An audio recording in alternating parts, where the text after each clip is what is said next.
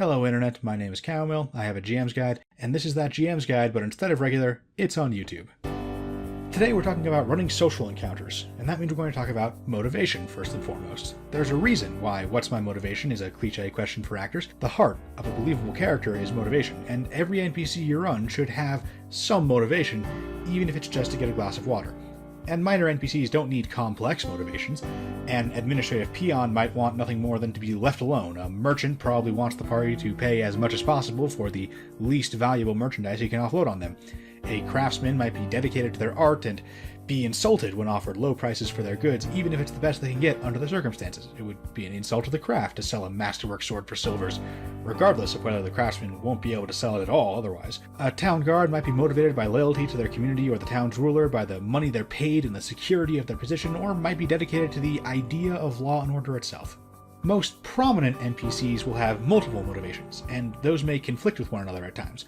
A king might have a loyalty to his people as well as to his cousin, the daughter of his aunt, who married the king of a neighboring land, so now that cousin is queen of the neighboring land. And in times of famine, does the king hoard food to keep his people fed, or share them with his beleaguered neighboring nation, not only an ally, but the responsibility of a family member? A prominent town guard, say the captain of the guard for a town that serves as a main hub for several low-level adventures, he might have a loyalty to his community but also be greedy enough to try and make some money on the side. A little bribery won't do any real harm, right? But where is he going to draw the line? Multiple motivations means that NPCs might plausibly do more than one thing in any situation, and they can serve as the impetus for great character moments as they're pushed to decide between two things they care about. As the NPC approaches the crisis and realizes they must choose, they might turn to the PCs for help, or the PCs might just happen to be informed of the situation and they can try and persuade the NPC to pick one or the other. The party themselves might be conflicted as to which route to choose. This is role-playing, and it's great. If you need to throw an NPC together quick, picking out one base and one noble motivation will usually give them enough depth for at least one full adventure. People rarely wear their motivations on their sleeve, though. Instead, they have a self-image that they want to believe in, usually that they want others to believe in. These identities tend to be fairly uniform across background and profession. Most knights want to be seen as honorable and chivalrous upholders of justice. Most merchants want to be seen as clever, hardworking, and successful. Most nobles want to be seen as benevolent and gracious leaders. Most peasants want to be seen as honest and industrious, and so on. Remember, though, that this isn't a reputation they want to maintain for others, although it is usually also that. It's mainly how they view themselves. A scheming advisor who knowingly deceives people into thinking he's benevolent does not have an identity as a benevolent advisor, but instead probably identifies as a brilliant strategist. An identity may or may not be grounded in truth. Most knights have an identity of an honorable and chivalrous upholder of justice, but their actual actions are guided by their unique motivations, not their identity. Their identity defines how they talk more than what they do, has more to do with the excuses they give for their behavior than what that behavior actually is. A knight may identify as an upholder of justice, but if their actual motivations are personal loyalty to their king and rank greed, then they're going to extort wealth from the peasants whenever they can get away with it, and make excuses about extracting a generously Spartan stipend from an ungrateful peasantry in order to sustain their ability to defend the land from evil. And never mind the fact that the numbers on how much the knight needs to stay in fighting shape versus how much he's extorting favor the latter by a huge margin. He doesn't think about it, and he gets angry at anyone who brings it up. But people don't have to be disingenuous. Self-aware people whose identities accurately reflect at least one of their motivations do exist. I'm leaving that in. You can have a knight who identifies as a defender of justice and also has an actual motivation to protect the innocent and uphold the law. No one's identity ever perfectly matches their motivations because people have one identity and multiple motivations. It's not an issue of dishonesty, that's just an issue of the mismatch between the logically ordered narratives our conscious mind builds versus the impulsive, inconsistent chaos of our subconscious instincts. People can still be genuine in their identity by having it match one of their motivations, especially if that's the motivation they stick to when they come into conflict. And if successfully persuaded to pick a different motivation over that one, such a person will update their identity to match what they really care about, as demonstrated by their actions, rather than making up lies to justify their existing identity. Sometimes the PCs will want to convince an NPC to do something that is orthogonal to or even contrary to one of their motivations. The skill-by-skill guidelines in the Art of Rulings, that's only available in text, but I'll link it in the description, those include some one-roll examples, but here we'll elaborate a bit on exactly what it means to act in a helpful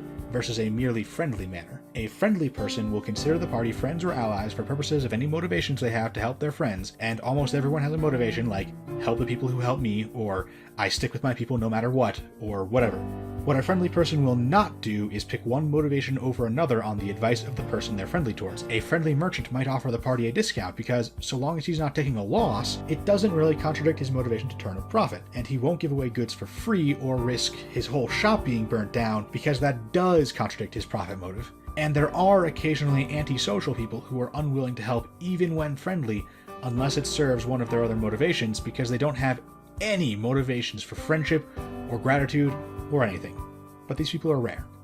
A helpful person will pick one motivation over another for the sake of the person they're helpful towards, which means that normal people who have motivations relevant to friendship or gratitude or what have you will pick those motivations, and therefore the interests of the person they're helpful towards, even over other motivations.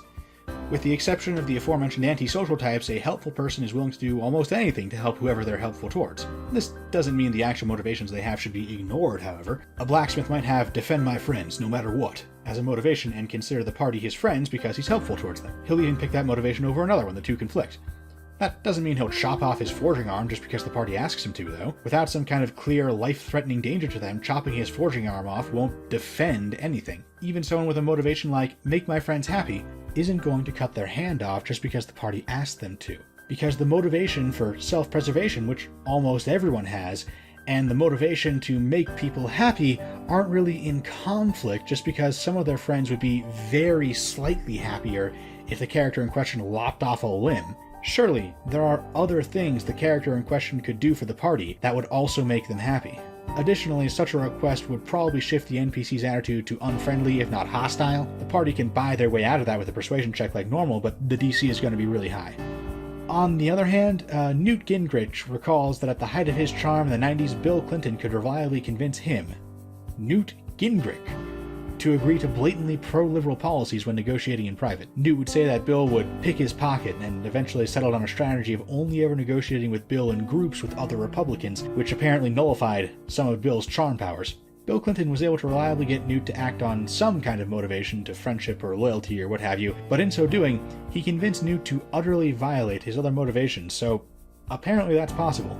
On a similar note, it's important to note that a single check doesn't permanently shift an NPC's attitude. It's up to the discretion of the GM to determine when an NPC's attitude shifts permanently. What a persuasion check does is convince someone to act as though they had a friendlier attitude regarding a single request or for the span of a single scene. Multiple successful persuasion checks in a row will also generally cause an NPC's attitude to drift more towards favorability with the party, whereas intimidation checks usually cause their default attitude to shift immediately to unfriendly or, if they're particularly prideful, maybe even hostile. If you convince someone to turn their back on their other motivations too utterly, however, they will feel scammed rather than charmed, even if you use persuasion, and that can cause their default motivation to go down. No system I've ever seen has been remotely sufficient for determining these long-term consequences for interpersonal relationships. The subject is too complex and too familiar to the average D&D player to be modeled with math that can be done at the table. And you can insert an obvious joke about socially inept D&D players here if you want, but even the stereotypically awkward D&D nerd has enough experience to foil any efforts to systemize human relationships. As such, the GM must decide the long-term consequences based on their own judgment.